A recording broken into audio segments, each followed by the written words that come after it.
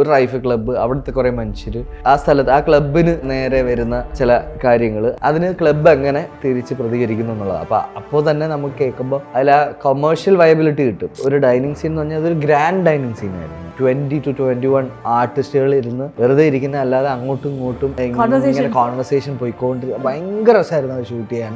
അങ്ങോട്ടും ഇങ്ങോട്ടും ഒരു സൗഹൃദം വന്നു. പിന്നെ ഇതിപ്പോൾ ചെയ്യേണ്ടത് കളിയാക്കലാണ്. അപ്പോൾ കുറച്ചുകൂടെ എളുപ്പമായിരുന്നു. പിന്നെ എനിക്ക് തോന്നുന്നു ഏറ്റവും കൂടുതൽ നേരം പഠിക്കാനുള്ള ത്വര ഭയങ്കര കൂടുതൽ സ്വരൂപിക്കായിരുന്നു. ഇതില്ലെങ്കിൽ ആൾക്കാർ കാണുമ്പോൾ മനസ്സിലാവില്ലേ നമുക്കിത് അറിയില്ല എന്ന്. അങ്ങനെ ഇതിങ്ങനെ നടക്കുന്നു, ഇങ്ങനെ എടുക്കുന്നു. രണ്ടുപേരും ഭയങ്കര ഇൻട്രസ്റ്റഡ് ആയി. കൊഞ്ചണം കുത്തണം.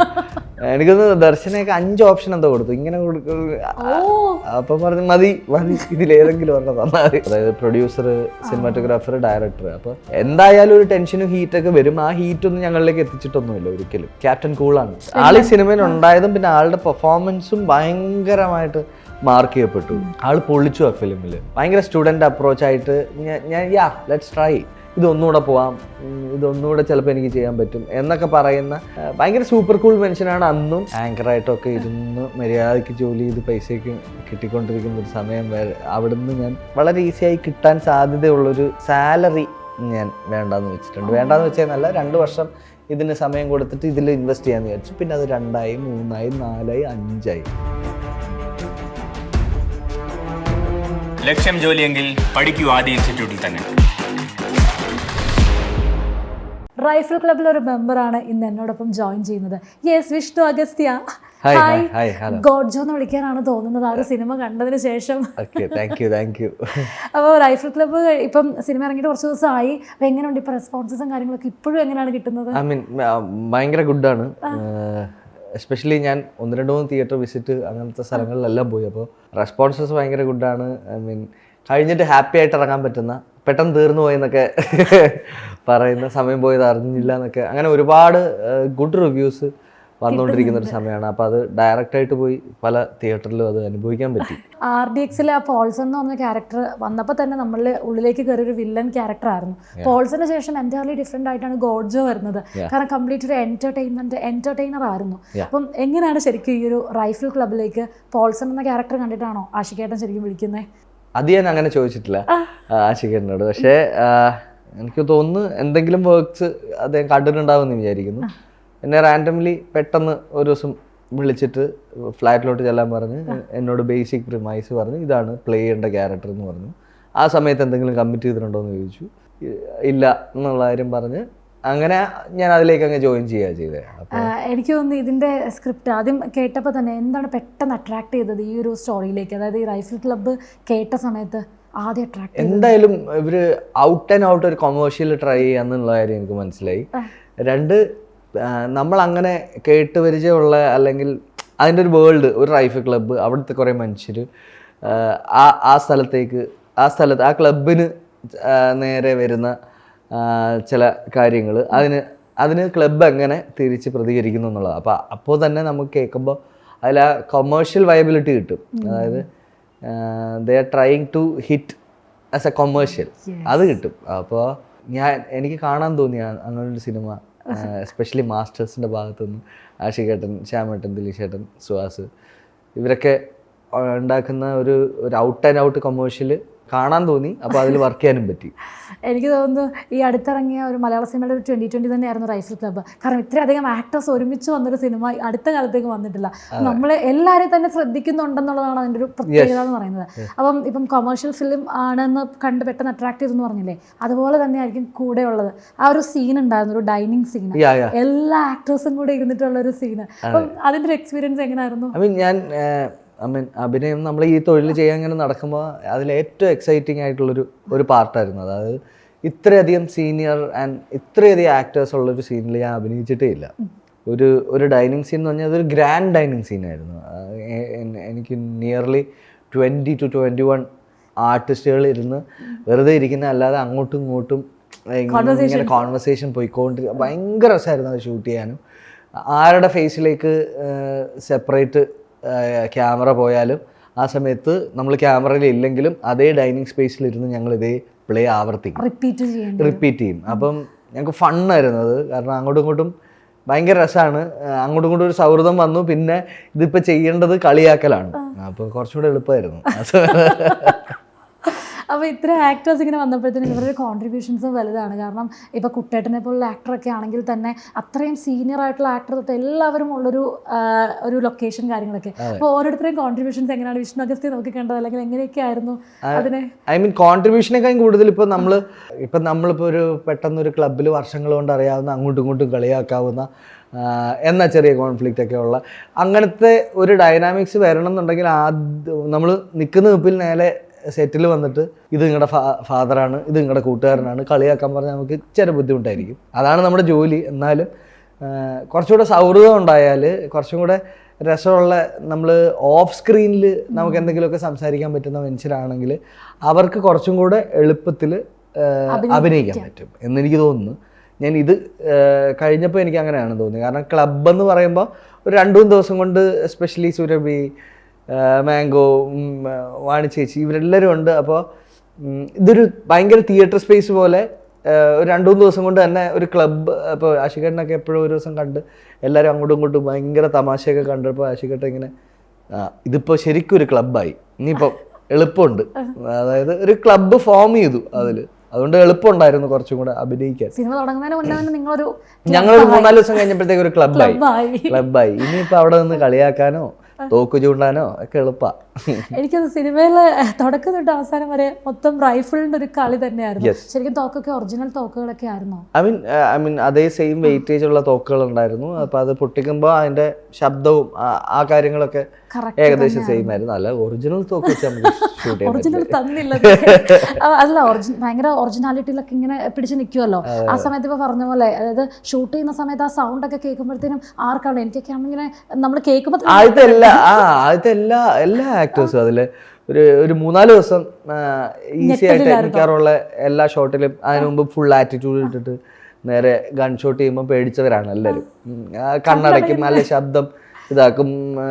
അതായത് ഒരിക്കലും നമുക്ക് ആ ഫുട്ടേജ് ഉപയോഗിക്കാൻ പറ്റില്ല ആ രീതിയിൽ. പിന്നെ ഒരു 3-4 ദിവസമൊക്കെ കഴിഞ്ഞപ്പോഴത്തേക്ക് ഈ ശബ്ദമായിട്ടൊക്കെ സെറ്റായി. അതുപോലെ തന്നെ ഒരാളല്ല, ഇപ്പൊ ഒരുപാട് പേര് ഒരുമിച്ച് നിന്നൊക്കെ ഷൂട്ട് ചെയ്യുന്നുണ്ട്. അപ്പൊ എനിക്കൊരു ഷോട്ട് ഉണ്ട്, അതായത് അങ്ങേ അറ്റത്ത് നിന്ന് ഇങ്ങോട്ട് വെട്ടിവെച്ച് വരുന്ന ഒരു സ്ഥലമുണ്ട്. അപ്പൊ ഇത്രയും വെടിക്ക് നമ്മൾ ഞെട്ടാതെ നിൽക്കണം. ഭയങ്കര ടഫായിരുന്നു അത്. പക്ഷെ എനിക്ക് നമ്മൾ അങ്ങോട്ടും ഇങ്ങോട്ടും ഏതെങ്കിലും ഒരു ഗൺ ഷോട്ട് ചെയ്ത് ആരെങ്കിലും കണ്ണടക്കുകയോ പേടിക്കുകയോ ചെയ്യുമ്പോഴത്തേക്ക് ജസ്റ്റ് കളിയാക്കി വീണ്ടും അതേ പരിപാടി തന്നെ ചെയ്യും. അപ്പം എനിക്ക് തോന്നുന്നു അങ്ങനത്തെ നമ്മുടെ ആ ഫണ്ണിനും ബാക്കിയുള്ള കാര്യങ്ങൾക്കും ഒക്കെ ആഷിഖേട്ടന് നല്ല ക്ഷമയുണ്ടായിരുന്നു.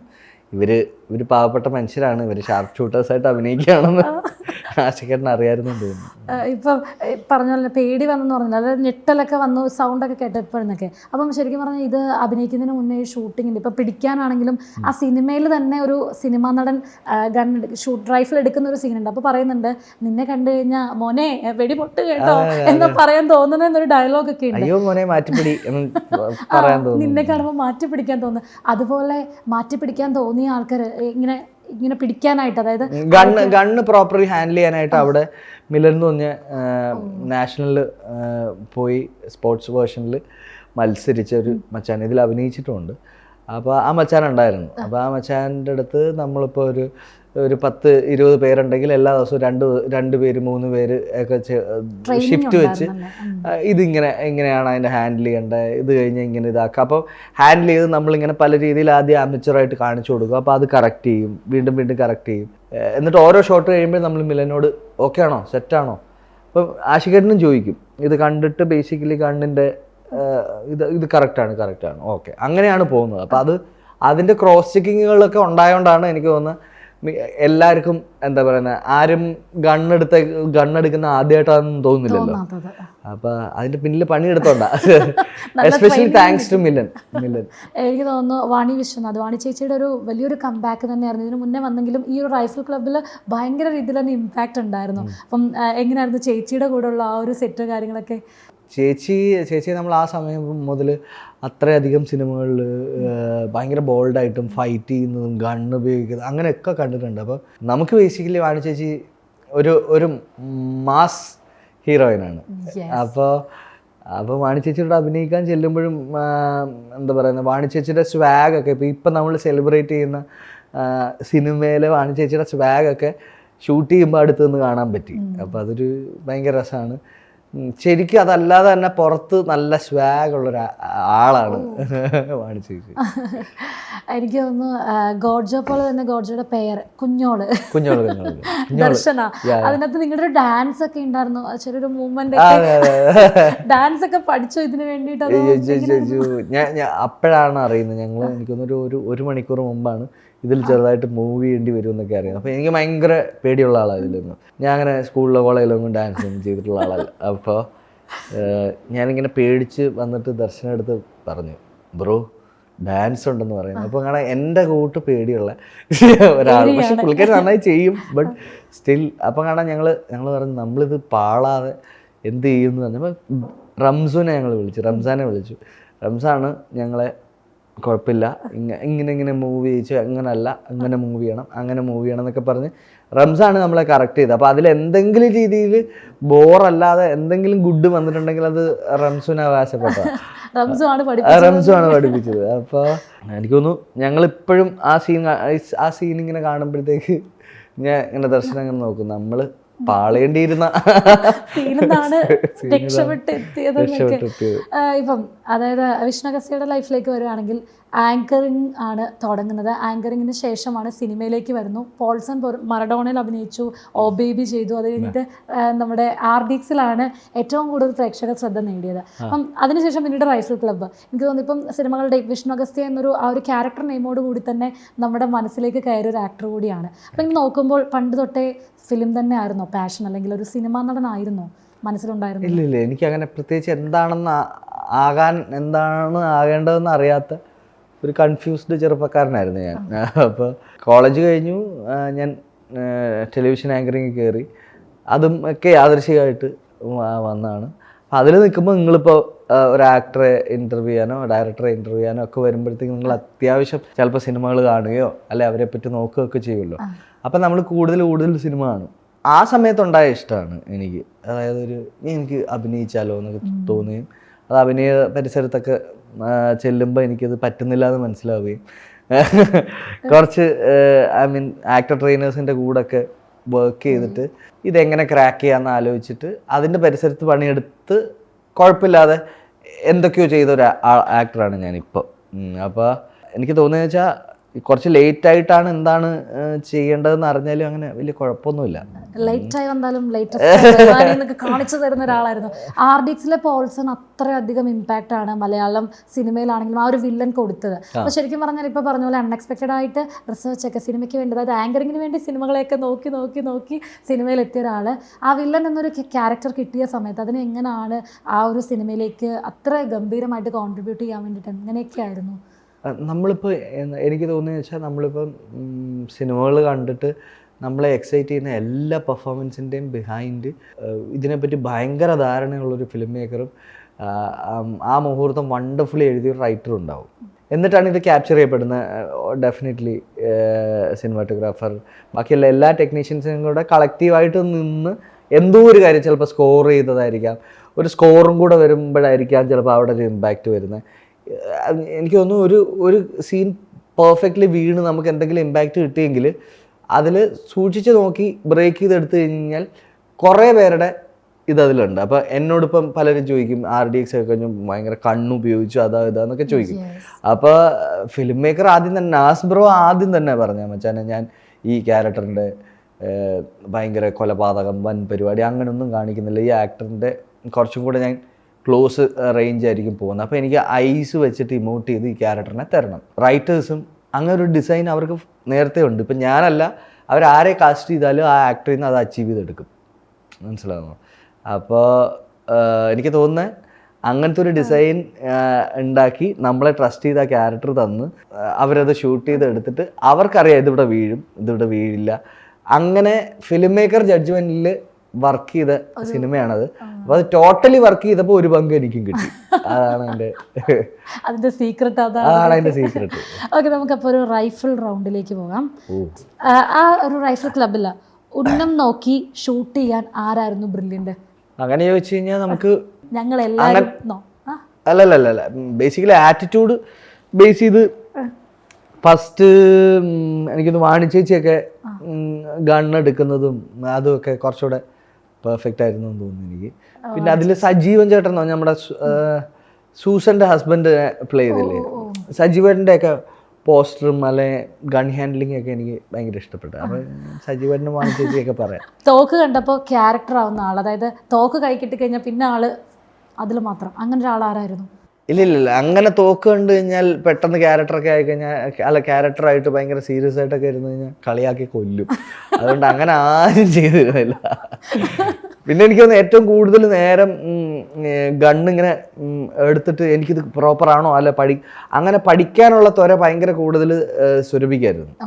ഇതില്ലെങ്കിൽ ആൾക്കാർ കാണുമ്പോൾ മനസ്സിലാവൂലേ നമുക്കിത് അറിയില്ല എന്ന്. അങ്ങനെ ഇതിങ്ങനെ നടക്കുന്നു, ഇങ്ങനെ എടുക്കുന്നു, അങ്ങനെയൊക്കെ കൂടുതൽ നമ്മള് ക്യാരക്ടറായിട്ട് നടക്കുന്നു, ഇങ്ങനെയൊക്കെ നോക്ക്. ഐ മീൻ ജോക്സ് അപ്പാർട്ട് അതിനൊക്കെ ട്രൈ ചെയ്തു, എല്ലാവരും എഫേർട്ട് ഇട്ടു. പക്ഷെ ഞാൻ പെട്ടെന്ന് ഓർമ്മ വരുന്നു.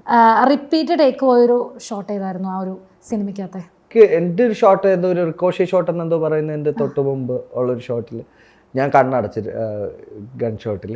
അപ്പം ഞാൻ വിചാരിച്ചു ഞാൻ കാരണം ഈ ഷോട്ട് പോയല്ലോ എന്ന് വിചാരിച്ചിട്ട് നേരെ അവിടെ ചെന്ന് നോക്കുമ്പോൾ കാണാം പോത്തേട്ടൻ ഭയങ്കരമായിട്ട് ഞെട്ടിയിട്ടുണ്ട്. അപ്പം 2 ആക്ടേഴ്സും അതിനകത്ത് ഇതാക്കി. അപ്പം നമ്മൾ ഒന്നുകൂടെ പോയി. തോക്ക് പിടിക്കുമ്പോൾ തെറ്റിക്കുന്ന ആളാരായിരുന്നു? എപ്പോഴും ഇതെടുക്കാൻ വന്നു പക്ഷെ പിടിച്ചത് തെറ്റാടാ, അങ്ങനെ ആരുടെയും ആഷിക്കേട്ടൻ ഇടയ്ക്കിടയ്ക്ക് പറഞ്ഞോ? അങ്ങനെ എനിക്ക് പെട്ടെന്ന് ആരെയും അങ്ങനെ ഓർമ്മ വരുന്നില്ല. ഏകദേശം എല്ലാവരും എനിക്കൊന്ന് ദർശനയാണ് അതിലെ ഏറ്റവും വെയിറ്റ് കുറഞ്ഞ തോക്കെടുത്തിട്ട്, ഐ മീൻ തോക്കെടുത്തിട്ട്. പക്ഷെ ഭയങ്കര ഷാർപ്പാണല്ലോ ഐസും കാര്യങ്ങളൊക്കെ. അപ്പം ദശപ്ര പൊളിച്ചില്ലേ? പൊളിയായിരുന്നു. ആ ഒരു ഇപ്പൊ വെയിറ്റിന്റെ കാര്യം പറഞ്ഞില്ല, എത്ര ഉണ്ടായിരുന്നു ഏകദേശം ഒരു റൈഫിളിന്റെ വെയിറ്റ്? ഒരു 6 kgs 5 kgs ഒക്കെ വരുമായിരുന്നു. അതുകൊണ്ട് തന്നെ നമുക്ക് ഈസി ആയിട്ട് ഇങ്ങനെ എടുത്ത് ഇതാക്കാനോ അല്ലെങ്കിൽ നമ്മൾ ഗണ്ണ് എടുക്കുമ്പോൾ അതുകൊണ്ടാണ് എനിക്ക് തോന്നുന്നു കാഴ്ചയിൽ അങ്ങനെ തോന്നുന്നത്. ഇപ്പോൾ ഇത് തെർമോക്കോളോ അല്ലെങ്കിൽ അങ്ങനത്തെ എന്തെങ്കിലുമൊക്കെ പരിപാടി വെച്ചിട്ട് ബാക്കി വെയിറ്റ് അഭിനയിക്കണ്ട. ഒരു ഒറിജിനൽ തോക്കിന്റെ സംഭവം അതേ വെയിറ്റ് അതേ എഫേർട്ട് ഇട്ടാലേ അത് പൊങ്ങുള്ളൂ. രാവിലെ വന്ന് തോക്കെടുക്കാൻ തന്നെ എക്സസൈസ് ഒന്നും വേണ്ടായിരുന്നു. എത്ര തോക്ക് ഉപയോഗിച്ചാണ് ഏകദേശം റൈഫിൾ ക്ലബില്? ഒരുവിധമുള്ള എല്ലാ ക്യാരക്ടേഴ്സും തോക്കെടുത്തിട്ടുണ്ട്. അപ്പൊ അതുകൊണ്ട് എത്ര തോക്കെന്ന് ചോദിച്ചു കഴിഞ്ഞാൽ അതിലെ ക്യാരക്ടേഴ്സിന്റെ എത്ര എണ്ണം ഉണ്ടോ അത്രയധികം. ആരായിരുന്നു സ്റ്റൈലിഷ് ഷൂട്ടർ അറിയപ്പെടുന്ന ഒരാള് ഒരു ലൊക്കേഷനില്? സ്റ്റൈൽ പഠിക്കലാണ് നമ്മൾ ചെയ്തോണ്ടിരുന്നത്. മാൻ ഇതല്ലാതെ എന്ത് ചെയ്യും, ഇങ്ങനെ എടുക്കുവോ അങ്ങനെ എടുക്കുവോ. അപ്പം പുള്ളി ചിലപ്പോൾ മിലൻ ചിലപ്പം ഇങ്ങനെ തോക്കെടുക്കാൻ സാധ്യതയുണ്ട്, അങ്ങനെ തോക്കെടുക്കാൻ സാധ്യതയുണ്ട്. എനിക്കൊന്നും മാംഗോ ഒക്കെ പെട്ടെന്ന് ക്യാച്ച് ചെയ്ത, ഐ മീൻ സോറി ഉണ്ണിമായ ഒക്കെ വളരെ പെട്ടെന്ന് ഇത് ക്യാച്ച് ചെയ്ത ആളാണ്. എനിക്ക് തോന്നുന്നു റൈഫിൾ ക്ലബില് വിളിച്ച മാംഗോ അങ്ങനെയൊക്കെ പുറത്തേക്ക് വരും. മാംഗോ എന്ന് വിളിക്കുന്ന മാംഗോക്ക് ഇഷ്ടമാണ്, കുഴപ്പമില്ല. മാംഗോ കേൾക്കുന്നുണ്ടല്ലോ എന്നൊക്കെ. അപ്പം ഇപ്പൊ പറഞ്ഞു കളിയാക്കലുകളൊക്കെ ആയിരുന്നു ലൊക്കേഷനിൽ. കളിയാക്കലുകളല്ല, അങ്ങോട്ടും ഇങ്ങോട്ടും നിങ്ങളൊരു ഭയങ്കര ഒരു ബോണ്ടിങ് ആയിരുന്നു. അപ്പൊ അതിലൊരു സീൻ ഉണ്ടായിരുന്നു, അതായത് സെക്രട്ടറി ആവറാൻ കാട്ടിലേക്ക് പോകുന്നൊരു സീനില് നാത്തുമാര് തമ്മിലുള്ള കളിയാക്കല്, കൊഞ്ഞനം കുത്തല്. നമ്മുടെ സിനിമകളിലൊന്നും അങ്ങനത്തെ സീനുകൾ ഇതൊക്കെ സ്പോട്ടായിരുന്നോ അതോ? ഇതില് അതിനു മുമ്പ് ശ്യാമേട്ടൻ പറയുമ്പോഴേ ഇവര് തമ്മില് കൊഞ്ഞനം കുത്തും എന്നുള്ള കാര്യം മീൻസ് റൈറ്റിങ്ങിലെ പുള്ളിയില് ഉണ്ട്. അപ്പൊ എനിക്ക് തോന്നുന്നു ഇവർക്ക് രണ്ടുപേരും ഭയങ്കര ഇൻട്രസ്റ്റഡ് ആയി. 2 ആക്ടേഴ്സും കൊഞ്ഞനം കുത്തണം. എനിക്കൊന്ന് ദർശനയൊക്കെ 5 ഓപ്ഷൻ എന്തോ കൊടുത്തു, ഇങ്ങനെ കൊടുക്കും. അപ്പൊ പറഞ്ഞു മതി ഇതിലേതെങ്കിലും ഒരെണ്ണം തന്നാ മതി. അല്ല ഞാൻ പറഞ്ഞ അങ്ങനത്തെ മുഹൂർത്തം, അങ്ങനത്തെ ഒരു സ്ഥലം, അങ്ങനത്തെ ഒരു സില്ലി രസമുള്ള നമ്മൾ പണ്ട് ചെയ്തിരുന്നൊരു കാര്യം ചെയ്യാനൊരു ഓപ്പർച്യൂണിറ്റി കിട്ടിയാലല്ലേ നമുക്ക് ചെയ്യാൻ പറ്റും. അപ്പോൾ അവർ രണ്ടുപേരും ഭയങ്കര ഫണ്ണായിട്ട് എടുത്തത് ചെയ്തത്. നമ്മളെല്ലാം ഇങ്ങനെ കണ്ടോണ്ടിരിക്കുവായിരുന്നു ഇത് ഷൂട്ട് ചെയ്യുമ്പോൾ. ആ സിനിമ ഞങ്ങൾ എത്രത്തോളം എൻജോയ് ചെയ്തപ്പോൾ, കാരണം ഇത് ഡയലോഗ്സ് ആണെങ്കിലും ഒന്നിനും ഒരു നമ്മളെങ്ങനെ ഒരാളോട് സംസാരിക്കുന്നു ആ ഒരു രീതിയിലായിരുന്നു ഡയലോഗ്സ് ഒക്കെ. കുറെ ഡബിൾ മീനിങ് സാധനങ്ങൾ ഉണ്ടായിരുന്നു. ഡബിൾ മീനിങ് എന്ന് പറഞ്ഞാൽ അതിന്റെ ഒരു തെറ്റിദ്ധാരണ എനിക്ക് തോന്നുന്നു സെക്രട്ടറി അവറാൻ അങ്ങനെ ജോക്സ് നോർമലി അങ്ങനെ ഒരു ജോക്സ് ഒക്കെ പറഞ്ഞ് ബലിപ്പിക്കാൻ പറ്റാത്ത ഒരാളാണ്. അപ്പൊ അതുകൊണ്ട് പെരുമ്പള്ളി പറഞ്ഞു എന്നും പറഞ്ഞ് ഒരു ജോക്ക് പറയുകയും ജോക്ക് പറഞ്ഞിട്ട് അത് ലാൻഡ് ആയോ ഇല്ലയോ എന്ന് അറിയാൻ മേലാതെ, അല്ല മനസ്സിലായില്ലേ ഡബിൾ മീനിങ് എന്ന് പറയുന്ന ഒരാളാണ്. അല്ലാതെ പരമാവധി എങ്ങനെയെങ്കിലും ഒരു ഡബിൾ മീനിങ് പറയണം എന്ന് വിചാരിച്ച് നടക്കുന്ന ഒരാളല്ല. പിന്നെ നമുക്ക് നമ്മുടെ കൂട്ടത്തിലൊക്കെ ഇല്ലേ ഒരു തമാശ പ്രോപ്പറായിട്ട് അങ്ങനെ ആയതുകൊണ്ട് എനിക്കറിയാം. കാരണം എവിടെ തമാശ പറഞ്ഞാലും ലാസ്റ്റ് അതങ്ങനെയാണേ. ഒന്ന് പറഞ്ഞിട്ട് അത് വീണില്ല, പക്ഷെ വീണ്ടും നമ്മൾ അതിനെ എങ്ങനെങ്കിലും ഒന്ന് എടുത്തു പൊക്കി ഇതൊരു തമാശയാണെന്ന് പറയാൻ ശ്രമിക്കില്ലേ. അപ്പൊ അങ്ങനെ ശ്രമിക്കുന്ന ഒരു ക്യാരക്ടറാണ്. അപ്പൊ എനിക്ക് വേറെ എവിടേക്കോ ഞാൻ ജസ്റ്റ് ഡബിൾ മീനിങ് എന്ന് പറഞ്ഞ സ്ഥലത്തിന് അല്ല ആ എഴുത്തിന് ആ സ്പേസിൽ കണ്ട ആളുകളെ കാണുന്നുണ്ട്. അപ്പൊ ഞാനത് അങ്ങനെയാണ് എടുത്തേക്കുന്നത്. ഓക്കെ, ഈ സിനിമയെ പറ്റി എടുത്തു പറയേണ്ടത് ആഷിക്കേട്ടൻ്റെ ഒരു എഫേർട്ട് തന്നെ. കാരണം ഏത് മൂഡ്, പൊളി മൂഡ് വൈബ് എന്നൊക്കെ പറഞ്ഞു കഴിഞ്ഞാൽ ആ ഒരു സിനിമയിൽ മൊത്തം ത്രൂ ഔട്ട്. അപ്പം ആഷിഖ് അബു എന്ന ഫിലിം മേക്കറുടെ ആദ്യത്തെ ഒരു എക്സ്പീരിയൻസ് ആണ് വിഷ്ണു അഗസ്ത്യ എന്ന ആക്ടർക്കാണെങ്കിലും. അപ്പൊ എങ്ങനെ ആയിരുന്നു ആ ഒരു ഡയറക്ടറെ? ഭയങ്കര കാമായിട്ടുള്ളൊരു മനുഷ്യനാണ്. ഐ മീൻ നമുക്ക് ഒരു രീതിയിലും ഇത്രയും ഭയങ്കര ഒരുപാട് സിനിമകൾ ചെയ്ത് അല്ലെങ്കിൽ നമ്മളൊക്കെ കണ്ട നമുക്ക് ആരാധനയുള്ള ഫിലിം മേക്കേഴ്സിൽ ഒരാളാണ് ആഷിഖേട്ടൻ. അപ്പോൾ അങ്ങനത്തെ ആഷിഖേട്ടൻ്റെ സ്ഥലത്ത് ചെല്ലുന്ന സമയത്ത് നമുക്കൊരു 1-2 ദിവസം കൊണ്ട് തന്നെ പുള്ളി ഭയങ്കര കാമാണ്. നമുക്ക് എന്ത് കാര്യങ്ങളും ചോദിക്കാം, നല്ല സ്പേസ്. അതായത് മനുഷ്യർക്കിടയിൽ നമ്മൾ വർക്ക് ചെയ്യാൻ ചെല്ലുമ്പോൾ മനുഷ്യർക്കിടയിലെ ഡൈനാമിക്സ് ഭയങ്കര സ്മൂത്തായിരുന്നു. അതായത് എന്ത് വേണമെങ്കിലും ചോദിക്കാം, എന്ത് മണ്ടത്തരവും ചോദിക്കാം. ഭയങ്കര കാമായിട്ട് കേട്ടിട്ട് അല്ല അതങ്ങനെ പോവാം, അത് കുഴപ്പമില്ല, അല്ലെങ്കിൽ ഇങ്ങനെ വേണ്ട എന്ന് പറയുന്ന ആളാണ്. അപ്പോൾ വർക്ക് ചെയ്യാൻ ഭയങ്കര സ്മൂത്താണ്, നമുക്ക് ഭയങ്കര അഡിക്റ്റീവാണ്. അതായത് ഞാൻ അതുകൊണ്ട് ഇപ്പോൾ അവസാനം കണ്ടപ്പോൾ എപ്പോഴും ഇനി എന്നെ വിളിക്കില്ലേ എന്നൊക്കെ ഞാൻ ചോദിച്ചു. അപ്പം ഇനിയും നമുക്ക് വീണ്ടും വീണ്ടും വർക്ക് ചെയ്യാൻ തോന്നുന്ന ഒരു ഫിലിം മേക്കറാണ്. പിന്നെ ഭയങ്കര ആ കാംനെസ്സിന് ഭയങ്കര കൺസിസ്റ്റൻസി ഉണ്ട്. ഒരു 40 ദിവസമാണ് ഷൂട്ട് ചെയ്യുന്നതെങ്കിൽ 40 ദിവസവും നമ്മുടെ സ്പേസ് ബഹളങ്ങളോ കെയോസോ ഒന്നുമില്ലാത്ത ഒരു സ്ഥലം ഉണ്ടായിരുന്നു. ഐ മീൻ ആക്ടേഴ്സിനെ സംബന്ധിച്ച് ടെക്നീഷ്യനെയൊക്കെ സംബന്ധിച്ച്. പിന്നെ എനിക്ക് തോന്നുന്നു ആഷിഖേട്ടൻ ഏകദേശം അങ്ങനെയാണ്, അതുകൊണ്ടായിരിക്കാം. പിന്നെ 3 തസ്തിക എടുക്കുന്നുണ്ടല്ലോ, അതായത് പ്രൊഡ്യൂസർ, സിനിമാറ്റോഗ്രാഫർ, ഡയറക്ടർ. അപ്പോൾ എന്തായാലും ഒരു ടെൻഷനും ഹീറ്റൊക്കെ വരും. ആ ഹീറ്റൊന്നും ഞങ്ങളിലേക്ക് എത്തിച്ചിട്ടൊന്നുമില്ല ഒരിക്കലും.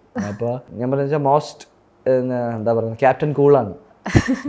എനിക്കൊന്ന് ഈ സിനിമയിലെ വെസ്റ്റേൺ ഗട്ട്സ് അവിടെയൊക്കെ ആയിരുന്നു. അതായത് ഇപ്പോൾ കാടൊക്കെ ആയതുകൊണ്ട് തന്നെ ഇപ്പോൾ എന്താ ക്യാരവാൻ ഇല്ലായിരുന്നു, അല്ലെങ്കിൽ കൂടുതൽ സമയം നിങ്ങൾക്ക് ഒരുമിച്ച് നിൽക്കാനുള്ള അവസരങ്ങൾ ഉണ്ടായെന്ന് കേട്ടിരുന്നു. അപ്പം എങ്ങനെയായിരുന്നു നിങ്ങളുടെ ലൊക്കേഷൻ കാര്യങ്ങളൊക്കെ? ഫണ്ണുണ്ടായിരുന്നു, ഭയങ്കര ഫണ്ണുണ്ടായിരുന്നു. പിന്നെ എനിക്ക് തോന്നുന്നു വെച്ചാൽ കുറച്ചും കൂടെ ഈ സീനിയോറിറ്റി അങ്ങനത്തെ സ്ഥലങ്ങളില്ലാതെ നമുക്കൊരു ജോക്ക് ക്രാക്ക് ചെയ്യാൻ തോന്നിക്കഴിഞ്ഞാൽ നമുക്ക് അപ്പ സ്പോട്ടിൽ ഇതാക്കാൻ പറ്റുകയും, അതായത് നമുക്ക് പതുക്കെ എപ്പോൾ വേണമെങ്കിലും നമ്മളൊരു ഇരയാവാം. അതുകൊണ്ട് തന്നെ എന്താ പറയുന്നത്, അങ്ങോട്ടും ഇങ്ങോട്ടുമുള്ള സ്ഥലം ഭയങ്കര ഗുഡായിരുന്നു. അതായത് അങ്ങനെ പറയാൻ പറ്റുന്നൊരു എനിക്ക് തോന്നുന്നില്ല. ഞാൻ 2ാമത്തെ ദിവസമൊക്കെ ആയപ്പോഴത്തേക്ക് എന്താ പറയുന്നത്, ഈ സീനിയോറിറ്റി സ്ഥലങ്ങളിൽ എനിക്ക് ഉറപ്പായിട്ടും ഞാൻ വളരെ പതുക്കെ ഒരാളിലേക്ക് അടുക്കുന്ന ഒരാളാണ്. അപ്പോൾ ഒരു സീനിയർ ആക്ടർ ഉണ്ടെങ്കിൽ എനിക്ക് തോന്നുന്നു വെച്ചാൽ അപ്പം അദ്ദേഹവും കൂടി ഒരു എഫേർട്ട് ഇട്ടാലേ ഞാൻ എന്തെങ്കിലും കുറച്ചും കൂടെ അങ്ങോട്ട് ഇതാക്കുക. കാരണം എനിക്ക് റെസ്പെക്റ്റിൻ്റെ സ്ഥലം ഇച്ചിരി കൂടുതലാണ്, എനിക്ക് ആ വെയിറ്റേജ് കൂടുതലുണ്ടാവും. അപ്പോൾ എനിക്കൊന്ന് സുരഭി അല്ല ഇങ്ങനത്തെ ഡിഫറെൻറ്റ് മനുഷ്യന്മാരുടെ കോമ്പിനേഷനിൽ അവരുണ്ടാക്കുന്ന വേൾഡിൽ നമ്മൾ അതൊക്കെ അങ്ങ് ഐ മീൻ റെസ്പെക്റ്റ് ഇല്ല എന്നല്ല ഞാൻ പറയുന്നത്. പക്ഷെ നമ്മൾ ഈ ഓവറായിട്ടുള്ള സ്ഥലം അല്ലാതെ കുറച്ചും കൂടെ ഇൻട്രാക്ട് ചെയ്യാൻ പറ്റും, നമ്മുടെ അഭിപ്രായമൊക്കെ പറയാൻ പറ്റും. അത്ര ഒരു സ്പേസ് ഉള്ള ഒരു ലൊക്കേഷൻ ആയിരുന്നു. ഇതിനകത്ത് ഏറ്റവും ലാസ്റ്റ് പാക്കപ്പ് പറഞ്ഞപ്പം ഏതായിരുന്നു സീൻ, ഏത് ഷൂട്ടായിരുന്നു ലാസ്റ്റ് ഏറ്റവും? അതായത് ഇവരുടെ പഴയ, അതായത് അവറാനും സിസിലിയുടെയും കൂടെ ഒരു കല്യാണത്തിൻ്റെ ഫോട്ടോസ് വരുമ്പോൾ ഇവരെല്ലാം കൂടെ സെലിബ്രേറ്റ് ചെയ്യുന്ന ചില കട്ട്സ് വന്നിട്ടുണ്ട്. അപ്പോൾ ഏറ്റവും അവസാനം ഞങ്ങൾ അവിടെ ഷൂട്ട് ചെയ്യുമ്പം ഏറ്റവും അവസാനം ഞങ്ങൾ ഈ കേക്ക്, പിന്നെ അതിലൊരു ഷോട്ടുണ്ട്, കാറിലോട്ട് ഇങ്ങനെ കേക്ക് പൊന്നമ്മ ചേച്ചി കൊണ്ടുവന്നിട്ട് കേക്ക് വീഴുന്നു, എല്ലാവരും തുള്ളി നിൽക്കുന്നു. അപ്പോൾ അതിൻ്റെയൊക്കെ ഡിസ്ക്രിപ്ഷനൊക്കെ എന്ന് പറഞ്ഞാൽ സിസ്ലിയും ഇവരുടെയും കല്യാണമാണ്, എല്ലാവരും എന്താ പറയുക വൻ വൈബിലാണ്, എല്ലാവരും നല്ല കള്ള് കുടിച്ചിട്ടുണ്ട്, സെറ്റാണ് എന്ന് പറഞ്ഞിട്ട് സെലിബ്രേറ്റ് ചെയ്യുന്ന സാധനങ്ങളൊക്കെ എന്നൊക്കെ പറഞ്ഞ് നിൽക്കുന്ന സ്ഥലങ്ങളൊക്കെ ആയിരുന്നു ഏറ്റവും അവസാനം ഷൂട്ട് ചെയ്തത്. അപ്പോൾ ഷൂട്ട് ചെയ്ത് കഴിഞ്ഞിട്ട് എല്ലാവരും അതിൻ്റെ പിറ്റേ ദിവസം പോകുമ്പോഴത്തേക്ക് നമ്മൾ ഈ കോളേജൊക്കെ അടച്ചൊരു മൂഡില്ലേ, അങ്ങനത്തെ ഒരു സ്ഥലം ഫീൽ ചെയ്യും, ഉറപ്പായിട്ട് ഫീൽ ചെയ്യും. അതെനിക്ക് ഫസ്റ്റ് ആണ് അങ്ങനെ ഫീൽ ചെയ്തൊരു അങ്ങനെ ഭയങ്കര ഫീൽ. സിനിമ കണ്ടു കഴിഞ്ഞപ്പോൾ ഞങ്ങൾക്കും അതാണ് തിയേറ്ററിൽ നിന്ന് പോകാൻ തോന്നുന്നത്. അപ്പോൾ സീനിയർ ആക്ടേഴ്സ് ഒരുപാട് ഉണ്ടായിരുന്നു എന്ന് പറഞ്ഞാൽ നമ്മൾ കുട്ടേട്ടൻ്റെ കാര്യം പറഞ്ഞു. അതിലൊരു ഗംഭീര സീൻ ഉണ്ടായിരുന്നു ഗോഡ്ജോയ്ക്ക് കുട്ടേട്ടനും ആയിട്ട്. അപ്പം ആ ഒരു സീനിൻ്റെ സമയത്ത് എങ്ങനെയായിരുന്നു? ഞാനിപ്പോൾ അത് പറയുന്നില്ല. ആ സമയം എനിക്ക് അങ്ങനെ പ്രത്യേകിച്ച് എൻ്റെ അടുത്ത് ആരൊക്കെയോ ചോദിച്ചു. പക്ഷെ എനിക്കൊന്ന് കുറച്ച് ദിവസം കഴിഞ്ഞിട്ടാണ്, അതൊരു 10 ദിവസത്തിനടുത്താണ് ഷൂട്ട് ചെയ്തത്. അപ്പോൾ ആ സമയത്ത് എനിക്ക് അങ്ങനെ, ആ സമയത്ത് കുട്ടേട്ടൻ ആയിരുന്നു നമുക്ക്. അപ്പോൾ അങ്ങനൊന്നും എനിക്ക് കുട്ടേട്ടന് നേരെ ഇങ്ങനെ, കുട്ടേട്ടന് നേരെ അല്ലല്ലോ മുന്നേ തന്നെ ക്ലബായി എല്ലാവരും ഓക്കേ ആയതുകൊണ്ട് ഇനി അതിനൊരു അതെ, അതുകൊണ്ട് ഞാൻ തോക്കൊക്കെ പിടിച്ച് ഭയങ്കര ഇതിലിങ്ങനെ നിൽക്കുമ്പോൾ എടാ കുറച്ചുകൂടെ ഇങ്ങനെ പൊക്കി പിടിക്കും, ഓക്കെ, അങ്ങനെയൊക്കെ ഇങ്ങോട്ട് കോൺട്രിബ്യൂട്ട് ചെയ്യുന്ന ആക്ടറാണ് കുട്ടേട്ടൻ. അതായത് നമ്മളിപ്പോൾ എന്തെങ്കിലും ഒരു കാര്യം ഉണ്ടെങ്കിൽ പുള്ളിക്കാരനെ ജസ്റ്റ് സജഷൻ പോലെ ഇങ്ങനെ ആലോചിക്കാമോ എന്ന് ചോദിക്കുന്ന ഒരാളാണ്. അപ്പോൾ അത് നമുക്ക് എടുത്താലും എടുത്തില്ലെങ്കിലും കുഴപ്പമില്ല, പക്ഷെ നമുക്ക് ഭയങ്കര യൂസ്ഫുൾ ആയിട്ടുള്ളൊരു കാര്യമായിരിക്കും അദ്ദേഹം പറയുക. അപ്പം നമ്മുടെയും കൂടെ ആക്ടിങ് മെച്ചപ്പെടുത്താൻ ശ്രമിക്കുന്ന ഒരാളാണ്. ഈ സിനിമ കണ്ടു കഴിഞ്ഞപ്പോഴാണ് ഇപ്പം ലൈറ്റ് പോലെ തന്നെ വെടിയുണ്ടൊക്കെ റിഫ്ലക്ട് ചെയ്യും, കുറെ ഫിസിക്സ് കാര്യങ്ങളൊക്കെ പറയുന്ന ഒരാളായിരുന്നു നമ്മുടെ ഗോഡ്ജോ. എന്താ പറയണത്, സയൻസ് പരമായിട്ടൊക്കെ സംസാരിക്കുന്ന, അത് ശാസ്ത്രത്തിന്റെ ഇതൊക്കെ വലുതാണെന്നൊക്കെ പറഞ്ഞ് തോക്കൊക്കെ പിടിച്ച് ആ ഒരു ക്യാരക്ടർ എങ്ങനെയായിരുന്നു? അല്ല, എനിക്ക് ആദ്യം പറഞ്ഞു തന്നപ്പോൾ തന്നെ ഇദ്ദേഹം റൈഫിൾ എന്ന് പറയുന്ന, അല്ലെ ഹണ്ടിങ് എന്ന് പറയുന്ന ഒരു പർട്ടിക്കുലർ സ്ഥലത്ത് നിന്നുകൊണ്ട് ഇയാൾ ഇതിന്റെ സയന്റിഫിക് സ്ഥലങ്ങളെ വിശ്വസിക്കുന്ന ആളാണ്. ഇതൊരു സ്പോർട്സ് സോൺ ആകാൻ പോവാണ് ഇനി 90s ഒക്കെ കഴിയുമ്പോഴത്തേക്ക്. ഇനിയത്തെ ഭാവി ഇനി ആർക്കും കാട്ടിക്കയറി വെടിവെക്കാനോ അങ്ങനത്തെ പരിപാടികളൊന്നും പറ്റില്ല. അത് കുറച്ച് പ്രാകൃത പരിപാടിയാണ്. ഇത് സ്പോർട്സ് ഓറിയൻറ്റഡ് വളരണം, ഇതിലേക്ക് ഇവിടുന്ന ആളുകൾ സ്പോർട്സ് ഓറിയൻറ്റഡ് മത്സരിക്കാൻ പോയി ഈ ക്ലബ്ബിൽ നിന്ന് വിജയിക്കണം എന്നൊക്കെ ആഗ്രഹിക്കുന്ന, അങ്ങനെയൊക്കെ റൈഫിൾ ക്ലബിൻ്റെ കുറച്ചും കൂടെ എന്താ പറയുന്നത്, കുറച്ചുകൂടെ സ്പോർട്സ് സോണിലേക്ക് ആക്കണം, ഈ കാടത്തമൊക്കെ ഇത്തിരി കുറയ്ക്കണം എന്നൊക്കെ വിചാരിക്കുന്ന ഒരാളാണ്. അപ്പം എനിക്കൊന്ന് അയാൾക്ക് ഫിസിക്സും റിക്കോഷി ഷോട്ടൊക്കെ പറയാം. ആ ക്ലബിലേക്ക് ഇടിച്ചു കയറി വന്ന ഒരാളുണ്ട്. ആ ആള് മലയാളത്തിൽ നിന്ന് അങ്ങ് ഇന്റർനാഷണൽ ലെവലിലേക്ക് ഇടിച്ചു കയറി ചെന്ന ഒരാളാണ് ഹനുമാൻ കൈൻഡ്. അപ്പം ആളുടെ ഫസ്റ്റ് മൂവി ആയിരുന്നു, അതുകൊണ്ട് തന്നെ യങ്സ്റ്റേഴ്സിനൊക്കെ ഭയങ്കര ഒരു എക്സ്ട്രാ വൈബായിരുന്നു ആൾ ഈ സിനിമയിൽ ഉണ്ടായിരുന്നത്. ആൾ ഈ സിനിമയിൽ ഉണ്ടായതും പിന്നെ ആളുടെ പെർഫോമൻസും ഭയങ്കരമായിട്ട് മാർക്ക് ചെയ്യപ്പെട്ടു. അതായത് ആൾ പൊളിച്ചു ആ ഫിലിമിൽ. അയാൾക്ക് കിട്ടിയ സ്പേസ് അയാൾ, ഞാൻ പറഞ്ഞു വെച്ചാൽ ഭയങ്കര സ്റ്റുഡൻറ്റ് അപ്രോച്ചായിട്ട് ഞാൻ ലെറ്റ്സ് ട്രൈ ആക്ടിങ് എന്ന് പറയുന്ന ഒരു സ്ഥലത്ത് നിന്നുകൊണ്ട് അത്ര കൂളായിട്ടാണ് വന്നത്.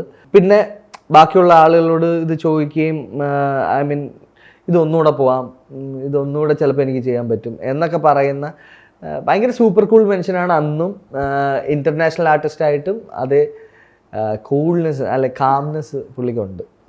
ഇതിൻ്റെ ലാസ്റ്റ് ക്ലൈമാക്സിലേക്കൊക്കെ വരുമ്പം മൊത്തം വെടിയുമ്പോഴൊക്കെയാണ് ഷൂട്ടായിരുന്നു. അപ്പം അതിൽ ആ ഒരു ക്ലൈമാക്സ് സീനൊക്കെ എങ്ങനെയായിരുന്നു, ആ ഒരു ക്ലബ്ബ് മൊത്തത്തിൽ?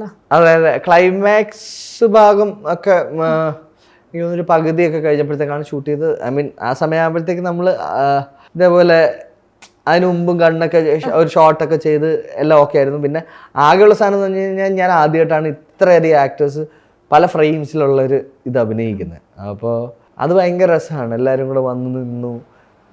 അവിടെ കുറച്ച് ചൂട് കൂടുതലായിരുന്നു. അപ്പോൾ അതുവരെയൊക്കെ ഇങ്ങനെ നിന്ന് ഗൺ ഷോട്ടൊക്കെ എടുത്തിട്ട് അപ്പോഴേ എല്ലാവരും കൂടെ ഫാനിൻ്റെ ചോട്ടിലൊക്കെ പോയി നിന്ന് അങ്ങനത്തെ ഒരു സിനാരിയോ ആയിരുന്നു അവിടെ. ഒത്തിരി കഷ്ടപ്പെട്ടു ഇല്ല, ആഷിഖേട്ടൻ ആക്ഷൻ വേണ്ടുന്ന സമയത്തൊക്കെ ഞങ്ങൾ ഭയങ്കര പങ്ക്ച്വൽ ആയിട്ടുള്ള ആക്ടേഴ്സാണ്, യുനോ.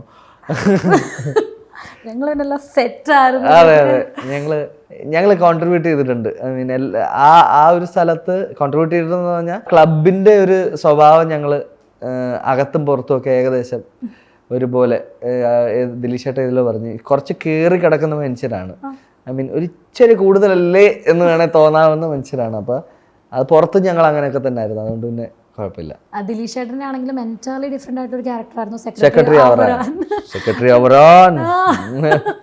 അപ്പം ദിലീഷ് ചേട്ടനുമായിട്ടുള്ള ഒരു ആ കോമ്പിനേഷൻ. ദിലീഷ് ചേട്ടനോട് ഞാൻ ഓ ബേബിയിൽ വർക്ക് ചെയ്തിട്ടുണ്ട്. അപ്പോൾ ഭയങ്കര രസമായിട്ട് വർക്ക് ചെയ്യാൻ പറ്റുന്ന, എനിക്ക് തോന്നുന്നു അതിനുശേഷം നമ്മൾ ഇത് ചെയ്യുമ്പോഴത്തേക്ക് ഞാൻ ഒരു ഫിലിമിൽ വർക്ക് ചെയ്തതിൻ്റെ ഒരു സൗഹൃദമോ അല്ലെങ്കിൽ എന്തോ ഒരു കാര്യമുണ്ട്. അപ്പോൾ ഇതിൽ വർക്ക് ചെയ്യാൻ വരുമ്പോഴും ഞാനിങ്ങനെ ദിലീഷേട്ടനെ വിളിച്ചിട്ടാണ് ഫസ്റ്റ്. ആഷിഖേട്ടൻ വിളിച്ചു ഇങ്ങനത്തെ ഒരു ക്യാരക്ടർ പ്ലേ ചെയ്യാനെന്നൊക്കെ ഞാൻ ദിലീഷേട്ടനെ വിളിച്ചിട്ട് ഫസ്റ്റ് പറയുന്നത്. അപ്പോൾ അടിപൊളി നമുക്ക് ഉഷാറാക്കാം എന്നൊക്കെ പറഞ്ഞു. അപ്പോൾ ഇന്നും എന്തെങ്കിലുമൊക്കെ ഉണ്ടെങ്കിൽ ഞങ്ങൾ അഭിനയിക്കും. അതെ, ഞങ്ങൾ തകർക്കും. അടുത്ത റൈഫിൾ റൗണ്ട് പോലെ തന്നെ ഒരു റാപ്പിഡ് ഫയർ ആണ്. നമ്മുടെ വിഷ്ണു അഗസ്ത്യനെ പറ്റിയാണ്. നമുക്ക് കുറച്ച് കാര്യങ്ങൾ ചോദിച്ചു നോക്കാം. സിനിമ അല്ലായിരുന്നെങ്കിൽ ഞാൻ ആരായിരിക്കും? ഞാൻ പ്രത്യേകിച്ച് ആരും ആകുന്നൊരു ലക്ഷണം ഞാൻ കാണുന്നില്ല. എന്തായിരിക്കും പണ്ടൊക്കെ ആലോചിച്ചുകൊണ്ടിരുന്നത് ഞാൻ ഇതായിരിക്കും? ഇല്ല, എനിക്ക് തോന്നുന്നു, എനിക്ക് അങ്ങനെ ഒന്നും തോന്നുന്നില്ല. ഞാൻ ആങ്കറിങ് ചെയ്തു, ഒരു സമയം വരെയൊക്കെ ആങ്കറിങ് ചെയ്തു. ആങ്കറിങ്ങിലേക്കും അൺഎക്സ്പെക്റ്റഡ്ലി വരുന്ന ഒരു ഫ്രണ്ട് കൊണ്ടുവരുന്ന, അപ്പോൾ അതാണ് ഞാൻ ചെയ്തുകൊണ്ടിരുന്നത്. വേറെ അങ്ങനെ ജോലികളൊന്നും ചെയ്തിട്ടില്ല. ഞാൻ ചിലപ്പോൾ അസിസ്റ്റ് ചെയ്യുകയോ അല്ലെങ്കിൽ അഭിനയിക്കാൻ പറ്റിയില്ലായിരുന്നെങ്കിൽ ഞാൻ ചിലപ്പോൾ ചങ്ങായിമാരൊക്കെ ഡയറക്റ്റ് ചെയ്യുമ്പോൾ ഞാൻ ആ സമയത്തൊക്കെ AD ആയിട്ടൊക്കെ നിന്നിട്ടുണ്ട്. അപ്പോൾ ഒരു തരത്തിലും ക്യാമറയുടെ മുന്നിൽ സ്പേസ് ഇല്ലായിരുന്നെങ്കിൽ ഞാൻ ക്യാമറയുടെ പുറകിൽ ഒരു സ്പേസ് എടുത്തേനെ. ഐ മീൻ ഡയറക്റ്റ് ഒന്നും ചെയ്തില്ലെങ്കിലും ഞാൻ ഇതിനെ ഏതെങ്കിലും തരത്തിൽ ഹെൽപ്പ് ചെയ്യാൻ.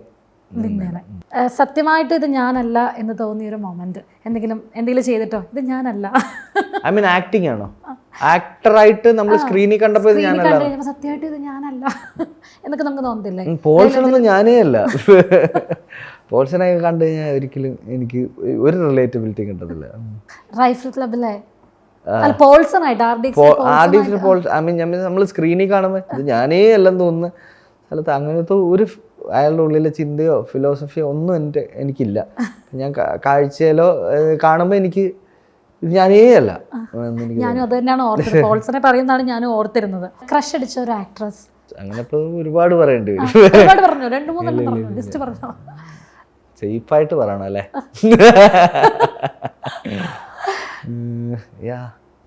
എനിക്ക് പണ്ട് ഭാനുപ്രിയ ആക്ട്രസിനെ ഭയങ്കര ഇഷ്ടമായിരുന്നു. ഭയങ്കര ക്രഷായിരുന്നു. അതുപോലെ തന്നെ മാധുരി ദീക്ഷിത്, അങ്ങനത്തെ അന്നത്തെ ആക്ട്രസുകൾ ആ സമയം നമ്മുടെ ടീനേജ് ആണ്, അല്ലെങ്കിൽ ആ ടൈമിൽ നമ്മൾ കാണുന്ന ഫിലിംസിൽ നമുക്ക് എന്തൊരു ബ്യൂട്ടിയാണ് അവർ എന്ന് ഫീൽ ചെയ്തിട്ടുണ്ട്. റിപ്പീറ്റ് ആയിട്ട് കാണാറുള്ള ഒരു സിനിമ ഇപ്പോഴും TV-യിലാണെങ്കിലും, അല്ലെങ്കിൽ ആ സിനിമ ഞാൻ കുറേ തവണ റിപ്പീറ്റ് ഞാൻ ഇങ്ങനെ അങ്ങോട്ടും ഇങ്ങോട്ടും ഒക്കെ നടക്കുമ്പോൾ ഞാൻ ഈ സ്ഫടികം, യോധ ഒക്കെ ക്രിക്കറ്റ് ഐ മീൻ നമ്മൾ അടുക്കളയിലേക്ക് പോകുന്ന അവസരത്തിൽ അത് എവിടെയെങ്കിലും TV-യിലൊക്കെ കിടപ്പുണ്ടെങ്കിൽ അത് ഫുള്ള് ഇരുന്ന് കണ്ട് ഇപ്പോഴും എല്ലാം ഫ്രഷ് ആയിട്ട് ഫീൽ ചെയ്യും. അപ്പോൾ സ്ഫടികം അങ്ങനത്തെ സിനിമകൾ, ന്യൂഡൽഹിയൊക്കെ വന്നു കഴിഞ്ഞാൽ ഞാൻ ഭയങ്കരമായിട്ട് പെർഫോമൻസ് ആണെങ്കിലും ഞാൻ കാണും. അതെ ആ ക്ലാസിക്കുകളൊക്കെ തന്നെ, നമ്മുടെ മലയാളം ഫിലിംസ് ഒക്കെ തന്നെ. കിലുക്കൊക്കെ കണ്ടു കഴിഞ്ഞാൽ ആരാണ് അവിടെ ഇരിക്കാത്തത്? നമുക്ക് അറിഞ്ഞൂടെ നമുക്ക് അടുത്ത് എന്താ സംഭവിക്കുന്നതെന്ന് അറിയാനല്ലല്ലോ നമ്മൾ വേണ്ടിയിരിക്കുന്നത്. നമ്മൾ അനവധി തവണ കണ്ട പെർഫോമൻസ് വീണ്ടും കാണാനാ. അപ്പം അത് എന്തടിപൊളിയായിരിക്കും. അപ്പോൾ അത് അടുത്തത് തുറന്നു പറയാത്ത ഒരു പ്രണയം ഉണ്ടായിരുന്നു വിഷ്ണു അഗസ്ത്യക്ക്?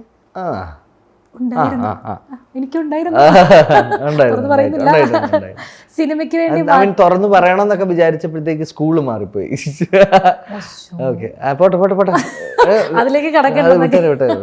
അടുത്തത് സിനിമയ്ക്ക് വേണ്ടി മാറ്റി വെക്കേണ്ടി വന്നത്, സിനിമയിലേക്ക് വന്നപ്പോഴാണ് എന്തെങ്കിലും ഒരു കാര്യം സിനിമയ്ക്ക് വേണ്ടിയിട്ട് ടൈം കൊടുത്തപ്പോൾ മാറ്റി വെക്കേണ്ടി വന്നത്? ഞാൻ ചിലപ്പം വളരെ ഇതായിട്ടോ അല്ല പ്രൊഡ്യൂസറായിട്ടോ ഐ മീൻ ആങ്കറായിട്ടോ ഒക്കെ ഇരുന്ന് മര്യാദയ്ക്ക് ജോലി ചെയ്ത് പൈസയ്ക്ക് കിട്ടിക്കൊണ്ടിരിക്കുന്ന ഒരു സമയം വരെ അവിടുന്ന് ഞാൻ അത് ഡ്രോപ്പ് ചെയ്തിട്ടാണ് ഇറങ്ങുന്നത്. അപ്പോൾ 2 years ഒക്കെയാണ് ഞാൻ അതിന് കൊടുത്തത് ഡ്രോപ്പ് ചെയ്തിട്ട്. അപ്പം ഞാൻ കുറച്ച് കാലം എനിക്ക് വളരെ വളരെ ഈസിയായി കിട്ടാൻ സാധ്യതയുള്ളൊരു സാലറി ഞാൻ വേണ്ടാന്ന് വെച്ചിട്ടുണ്ട്. വേണ്ടാന്ന് വെച്ചതെന്നല്ല, 2 വർഷം ഇതിന് സമയം കൊടുത്തിട്ട് ഇതിൽ ഇൻവെസ്റ്റ് ചെയ്യാമെന്ന് വിചാരിച്ചു. പിന്നെ അത് 2 ആയി, 3 ആയി, 4 ആയി, 5 ആയി. അപ്പോഴത്തേക്ക് ബേസിക്കലി ഇതിൻ്റെ ടച്ചും പോയി, മറ്റടുത്തോട്ട് എത്തിയിട്ടുമില്ല എന്ന് പറയുന്നൊരു സ്പേസ്, ഒരു ഭയങ്കര അൺസർട്ടൺ സ്പേസ് ഉണ്ടായിരുന്നു. അപ്പം അതൊക്കെയാണ് മാറ്റിവെച്ചെന്ന് പറയാം. ഇപ്പം മാറ്റിവെച്ചതിനെ പറ്റി പറഞ്ഞപ്പോഴാണ് ഇതുപോലെ ഒരുപാട് സ്ട്രഗിൾസ് ലൈഫിൽ ഉണ്ടായിട്ടുണ്ട്. ഇപ്പം എന്തിലേക്ക് എത്തിയിട്ടുമില്ല ഇപ്പം പറഞ്ഞ പോലെ. അപ്പം അങ്ങനെയൊക്കെ ഉണ്ടാകുന്ന അവസരത്തിൽ ഈ ഒരു ഹോപ്പ് എന്നൊക്കെ പറയത്തില്ല, ഒരു പ്രതീക്ഷ, അല്ലെങ്കിൽ എന്തിനെ കണ്ടിട്ടായിരുന്നു അപ്പോൾ ആ ഒരു ഹോപ്പ് ഏതിനായിരുന്നു കൊടുത്തിരുന്നത്? ചുറ്റുമുള്ള കൂട്ടുകാർ, അല്ലെങ്കിൽ ആരും സിനിമ ചെയ്തില്ലെങ്കിൽ ഇപ്പോൾ അടുപ്പമുള്ള, ഞാൻ ഇപ്പോഴും ആസ്പയറിംഗ് ആയിട്ട് വിചാരിക്കുന്ന കുറച്ചധികം ഫിലിം മേക്കേഴ്സ് ഉണ്ട്. അവന്മാർ എന്തെങ്കിലും പടം ചെയ്യുമ്പോൾ എനിക്ക് ഒരു വേഷം തരും. അപ്പോൾ പിന്നെ ഇതിലങ്ങ് നിൽക്കാം എന്ന് പറഞ്ഞാൽ എല്ലാ സമയത്തും എനിക്ക് ഇപ്പം എൻ്റെ വീട്ടിൽ നിന്ന് അമ്മ, ബ്രദർ ഭയങ്കര സപ്പോർട്ടീവായിരുന്നു. പിന്നെ ചങ്ങായിമാരെല്ലാവരും ഏതെങ്കിലും നമ്മുടെ റോങ് ടേണിലുള്ള ആലോചനകൾ, നമ്മുടെ എന്താ പറയുന്നത്, ഇപ്പോൾ സെൽഫ് ഡിസ്ട്രക്റ്റീവ് ആയിട്ടുള്ള ആലോചനകളൊക്കെ ഇല്ലേ, സെൽഫ് ഡൗട്ടുകളൊക്കെ ഉള്ള അങ്ങനത്തെ ആലോചനകളെയൊക്കെ നന്നായി കളിയാക്കി നല്ല നിലത്തിരുത്തി റിയാലിറ്റിയൊക്കെ പറഞ്ഞു തന്ന് കൂടെ വർക്ക്. അപ്പോൾ നമ്മൾ കുറച്ച് ഡൗൺ ആണെന്ന് കണ്ടു കഴിഞ്ഞാൽ എന്തെങ്കിലും ഒരു സ്പേസിൽ അവന് അവിടെ നീ കൂടെ വാ, എന്നിട്ട് നമുക്കിത് വർക്ക് ചെയ്യാമെന്ന് പറഞ്ഞിട്ട് ഏതെങ്കിലും ഒരു സ്പേസിലേക്ക് വർക്കിലേക്കൊക്കെ എടുത്ത് എന്നെ ഇട്ടിട്ടുണ്ട്. അപ്പോൾ ഭയങ്കര കാര്യമായി എൻ്റെ അവസ്ഥകളെ പരിഗണിച്ചിട്ടുണ്ട്. അപ്കമിങ് പ്രോജക്ട്സ് ഏതൊക്കെയാണ്? ഏതെങ്കിലും കമ്മിറ്റ് ചെയ്തോ? ഐ മീൻ ഫിലിം മേക്കേഴ്സ് സംസാരിച്ചിട്ടുണ്ട്. അപ്പോൾ അവർ ഇപ്പം എനിക്കൊന്ന് സന്തോഷ് ട്രോഫി വിപിൻ ദാസ് അതിലൊരു ക്യാരക്ടറിനോട് സംസാരിച്ചിട്ടുണ്ട്. അപ്പോൾ അത് നടക്കും, അല്ലെങ്കിൽ അത് സംഭവിക്കുമെങ്കിൽ തന്നെ വരുന്നുണ്ടാവും. അത് എനിക്കൊന്ന് ഏപ്രിലേക്കൊക്കെ ഷൂട്ടുള്ളൂ. അപ്പോൾ അതാണ് ഇപ്പോൾ സംസാരിക്കപ്പെടുന്നത്.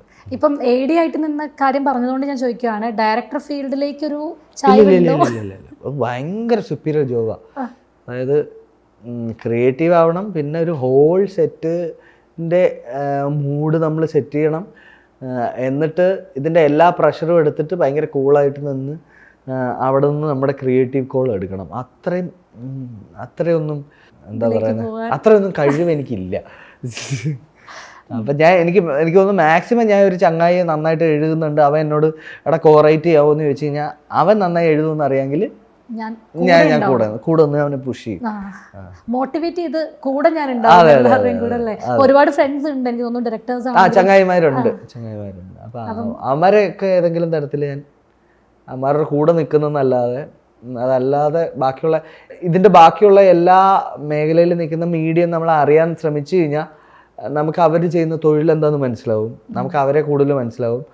വർക്ക് ചെയ്യാൻ നേരത്ത് ഭയങ്കര സ്മൂത്ത് ആയിരിക്കും. നമ്മൾ എവിടെ ചെല്ലുമ്പോഴും എല്ലാവരുടെയും തൊഴിൽ നമുക്ക് മനസ്സിലാവും, നമ്മുടെ ജോലി മാത്രമല്ലാതെ. ഇപ്പോൾ വിഷ്ണു അഗസ്തി എത്രയൊക്കെ പറഞ്ഞാലും ഇപ്പോൾ ഓരോ സിനിമകൾ ഇറങ്ങുമ്പോൾ ആ ക്യാരക്ടർ നെയിമിൽ തന്നെയാണ്, ആ ഒരു സിഗ്നേച്ചർ മാർക്ക് കൊടുത്തിട്ടാണ് പ്രേക്ഷകരിലേക്ക് എത്തുന്നത്. സോ ഇനിയും ഇതുപോലുള്ള ഒരുപാട് റോൾസ് നമ്മൾ എക്സ്പെക്ട് ചെയ്യുന്നുണ്ട്. അപ്പം എന്താണെങ്കിലും ഫ്യൂച്ചറിലേക്ക് എല്ലാവിധ ആശംസകളും. Thank you so much. ലക്ഷ്യം ജോലിയെങ്കിൽ പഠിക്കൂ ആദ്യ ഇൻസ്റ്റിറ്റ്യൂട്ടിൽ തന്നെ.